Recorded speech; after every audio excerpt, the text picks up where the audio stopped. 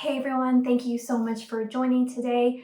Today I'm taking a very different approach to my videos. Usually we script out our videos, we decide what we're going to be talking about, the topic, but also the content. But today, as owner of YEG Marketing, I thought that it'd be great to address the topic that so many students are asking about, and that is, Joanne, where do I go from here with unemployment rates so high that I can't get a job right now, I can't build the experience that I'm looking for.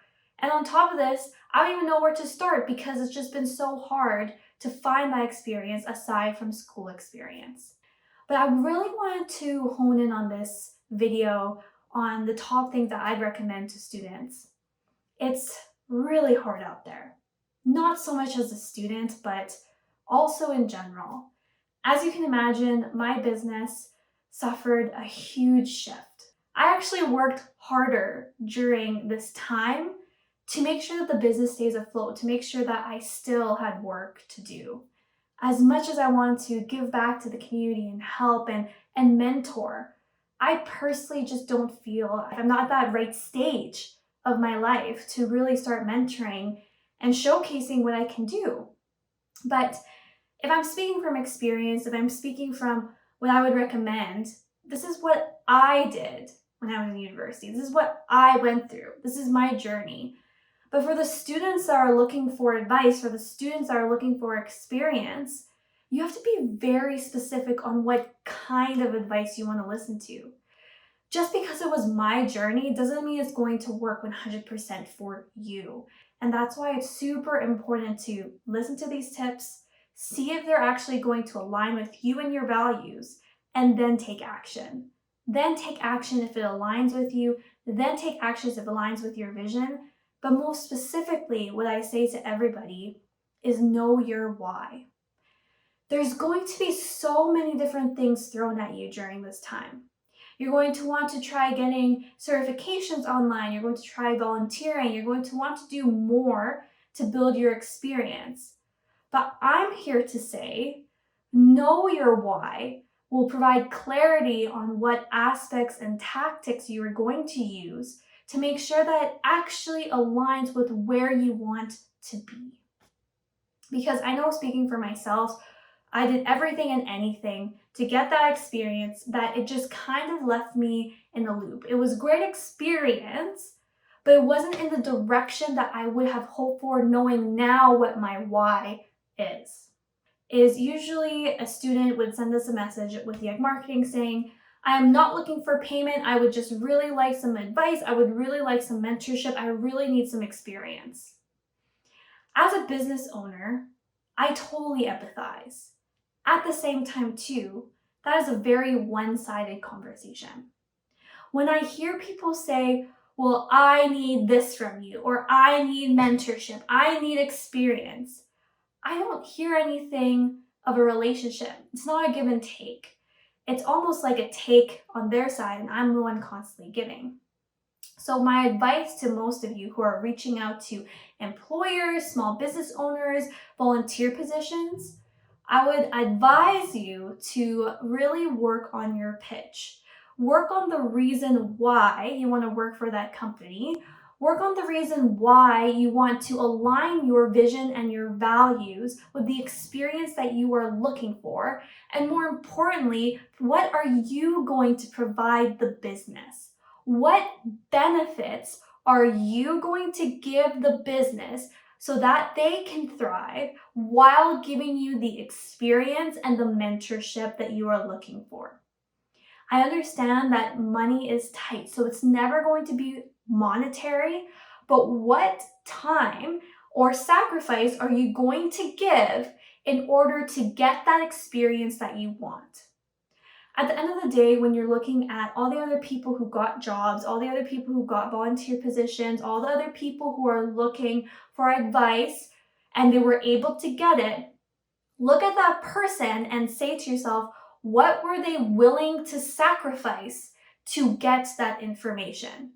Were they willing to sacrifice time? Were they willing to give something, for example, to give a free marketing strategy to a business owner to get that volunteer experience? What are you willing to give to get something in return? It's very competitive right now. And that is why I very much highlight this when I talk to students, is the idea of a portfolio.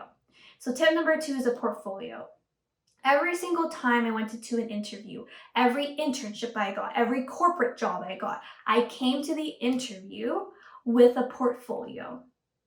Now, if you can't get into the interview because the experience is lacking, that's where you go back the step and actually work on pitching yourself to businesses, pitching yourself to nonprofits, to work on their brand for free, or to work in some way to compensate yourself that doesn't necessarily monetary, but other ways as well. If you're starting a business, of course, the advice would be very different. I would not advise doing a lot of free work, but if you were a student looking for advice, and highlight here is student, a student that is looking for advice, looking for mentorship, looking for experience, go ahead, go out there, pitch yourself, build your portfolio, so that way when you go to the job interview, you have a solid portfolio that you can present when you are in the job interview. Now, if this doesn't align with you, this goes to my last tip of the overall video. That way you don't have to do free work. If you do not want to do free work for somebody else, and you say that devalues what I offer, that is not in alignment with who I am, then my last piece of advice to you would be, the last thing you have is your personal brand. If you're not going to do free work for a company, if you're not going to do free work to try and get that advice, if you're not going to offer something to the business and explain what you bring to the table for them, the last thing you can do is work on your personal brand. And what do I mean by this? How many times recruiters are looking on your LinkedIn profile and they notice that it's perhaps not up to date, perhaps you haven't written any articles on there, you haven't included links to what you've done before. Or how many times people apply for our position in our company and they don't have social media experience through their personal brand. They haven't even tried marketing or trying to do online advertising for themselves. And that doesn't necessarily mean you have to sell yourself. It doesn't necessarily mean you have to go out there and say, hey, buy from me. What that means is understanding your brand and showcasing that through photos and videos online shows me that you understand what marketing is. You understand what branding is. It's no longer just a case study. It's no longer just a study that you're doing in your classroom. You've taken your knowledge and implemented it on your personal brand.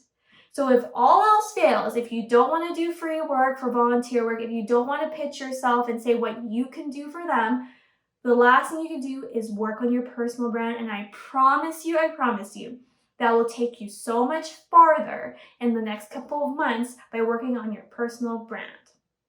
Now, notice how in all my pieces of advice, I never mentioned anything like go pay for a certification.